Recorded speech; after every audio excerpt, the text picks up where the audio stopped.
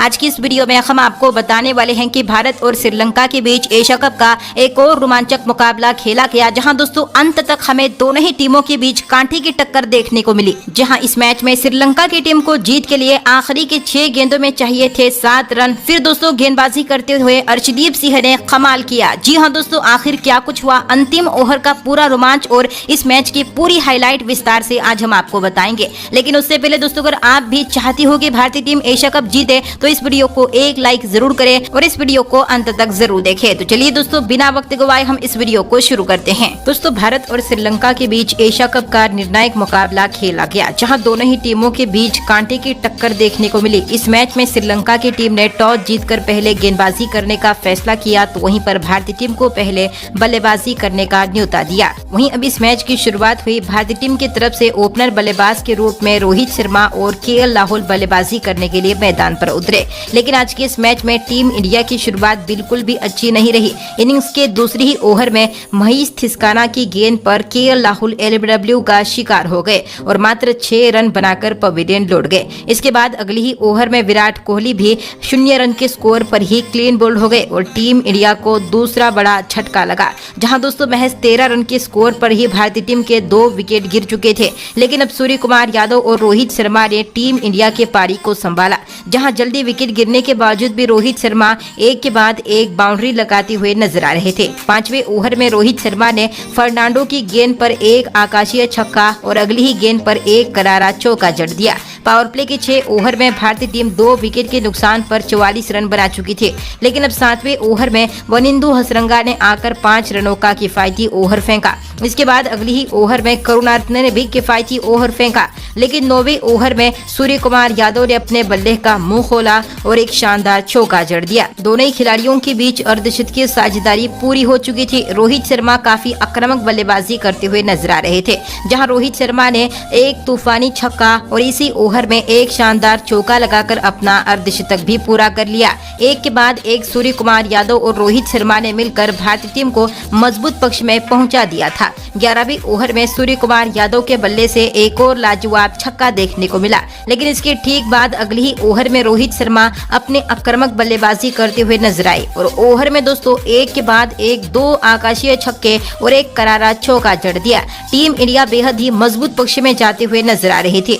लेकिन 12वें ओवर में चमिका करुणारत्ने ने बेहतरीन गेंदबाजी करते हुए रोहित शर्मा को आउट कर दिया, जहां रोहित शर्मा ने अपने इस पारी में 72 रनों का अहम योगदान दिया। इसके बाद 15वें ओवर में सूर्य कुमार यादव भी दासुन शनाका की गेंद पर 34 रन के व्यक्तिगत स्कोर पर आउट होकर पवेलियन लौट गए। लेकिन दोस्तों विकेट के बावजूद भी नए बल्लेबाज ऋषभ पंत ने आते ही इसी ओवर में 2 करारे चौके जड़ दिए। वहीं दोस्तों 16वें ओवर में ऋषभ पंत ने एक और करारा चौका जड़ दिया। लेकिन इसके बाद अगली ही ओवर में वनिंदु हसरंगा ने एक बार फिर से बेहतरीन गेंदबाजी करते हुए किफायती ओवर फेंका। 18वें ओवर में हार्दिक पांड्या ने एक आकाशीय छक्का जड़ा। लेकिन इसी ओवर में हार्दिक पांड्या भी 17 रन बनाकर अपना विकेट गंवा बैठे और पवेलियन लौट गए। 19वें ओवर में दिलशान मधुशंका ने अपनी गेंदबाजी से तहलका मचा दिया। इस ओवर में दिलशान ने पहले तो दीपक हुडा को 3 रन पर आउट करके क्लीन बोल्ड करके पवेलियन भेज दिया और इसके बाद इसी ओवर में ऋषभ पंत को भी 17 रन के व्यक्तिगत स्कोर पर आउट करके पवेलियन भेज दिया।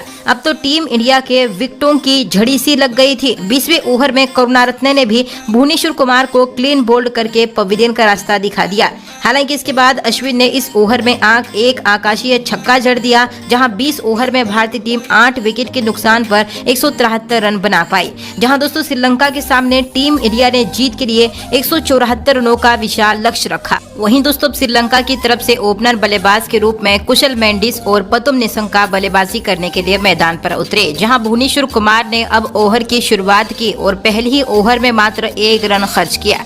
लेकिन श्रीलंकाई ओपनर बल्लेबाज आज के इस मैच में शानदार फॉर्म में दिख रहे थे और सूझबूझ भरी बल्लेबाजी करते हुए नजर आ रहे, जहां दोस्तों पतुम निशंका शुरुआत से ही एक के बाद एक बाउंड्री बटोरते हुए दिख रहे थे। चौथे ओवर में निशंका ने हार्दिक पांड्या की गेंद पर एक आकाशीय छक्का भी जड़ दिया। वहीं इसके बाद अगले ही ओवर में कुशल मेंडिस के बल्ले से भी एक और चौका और एक गगनचुंबी छक्का देखने को मिला। अब तक श्रीलंका श्रीलंकाई टीम को शानदार शुरुआत मिल चुकी थी। उसके बाद 5वें ओवर में कुशल मेंडिस ने एक बार फिर से आक्रामक शॉट खेलते हुए एक आकाशीय छक्का जड़ दिया। इस ओवर में इन दोनों ही खिलाड़ियों के बीच अर्धशतकीय साझेदारी पूरी हो चुकी थी, जहां 6 ओवर के पावर प्ले में श्रीलंकाई टीम बिना कोई विकेट गंवाए 57 रन बना चुकी थी। श्रीलंकाई टीम एक के बाद एक तेजी से रन बनाते हुए जीत की तरफ जा रही थी, लेकिन अब 7वें ओवर में हार्दिक पांड्या ने 6 रनों का किफायती ओवर फेंका। लेकिन इसके बाद 8वें ओवर में कुशल मेंडिस ने एक बार फिर से विस्फोटक बल्लेबाजी का नजारा दिखाते हुए तूफानी छक्का जड़ दिया। इसके बाद अगली ही ओवर में पतुंग निसंका ने भी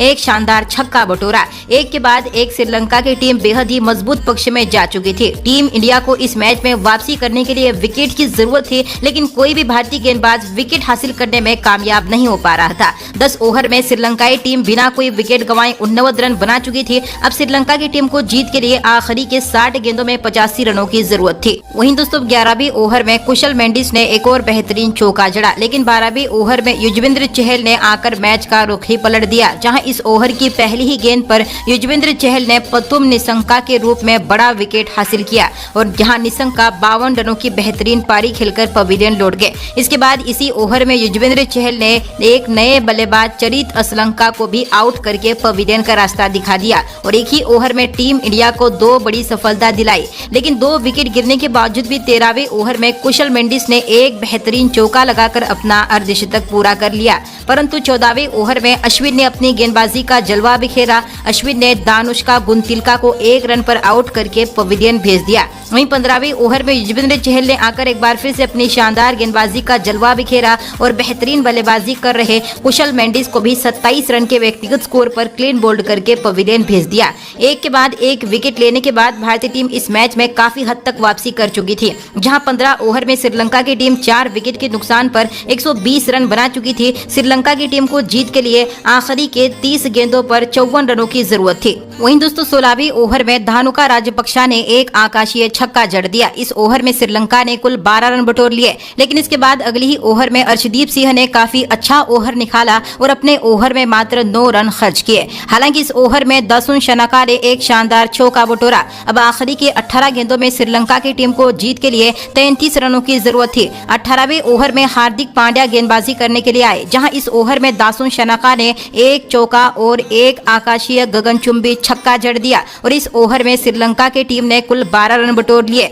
वहीं दोस्तों आखिरी के 12 गेंदों में श्रीलंका को जीत के लिए 21 रनों की जरूरत थी। 19वां ओवर भुवनेश्वर कुमार लेकर आए, जहां इस ओवर में दासुन शनाका ने 2 लाजवाब चौके जड़ दिए। इस ओवर में भुवनेश्वर कुमार ने कुल 14 रन खर्च किए। अब आखिरी की 6 गेंदों में श्रीलंका की टीम को जीत के लिए 7 रनों की जरूरत थी। अब आखिरी निर्णायक ओवर टीम इंडिया की तरफ से अर्शदीप सिंह लेकर आए, जहां शुरुआती 3 गेंदों पर अर्शदीप सिंह ने मात्र 4 रन खर्च किए। अब श्रीलंका को 3 गेंदों पर 3 रनों की जरूरत थी। ऐसे में ओवर की 5वीं गेंद पर एक खराब ओवर थ्रो के चलते श्रीलंका की टीम ने 2 रन बटोर लिए और इसी के साथ श्रीलंका की टीम ने यह मैच 6 विकेट से जीत